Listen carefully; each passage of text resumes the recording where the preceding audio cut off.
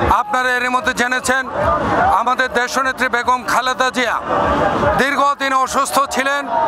এই ফ্যাসিস্ট আওয়ামী লীগের সরকার বিনা চিকিৎসাকে তাকে মেরে ফেলার জন্য যেই ষড়যন্ত্র করেছিলেন, আল্লাহর অশেষ রহমতে এই ফ্যাসিস্ট আওয়ামী সরকারের পতনের পর তিনি বিদেশে লন্ডনে চিকিৎসায় ছিলেন। চিকিৎসা শেষে বাংলাদেশে ফিরে আসছেন। আমরা আনন্দিত। আমরা বিশ্বাস করি দেশনেত্রী বেগম খালেদা জিয়া গণতন্ত্রের মা, আপসীন নেত্রী, মজলুম নেত্রী। আমরা ৭১ সনে স্বাধীনতার যুদ্ধে আমাদের নেতৃত্ব দিয়েছিলেন এই দলের প্রতিষ্ঠাতা শহীদ রাষ্ট্রপতি জিয়াউর রহমান। সেদিন স্বাধীনতার ঘোষণা দিয়ে এদেশের স্বাধীনতা লাল সবুজের পতাকা এনে দিয়েছিলেন।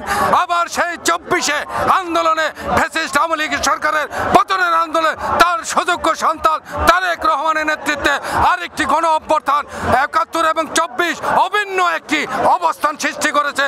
তারেক রহমানকে সারা বাংলাদেশের মানুষ বিশ্বাস করে, বাংলাদেশের মানুষ তারেক রহমানের নেতৃত্বে ঐক্যবদ্ধ। আমরা আগামী দিনে খালেদা জিয়ার আসার পরপরেই আমরা প্রত্যাশা করি বাংলাদেশের গণতন্ত্রের আন্দোলনের সংগ্রামের মহানায়ক তারেক রহমান অবশ্যই বাংলাদেশের মাটিতে ফিরে আসবেন।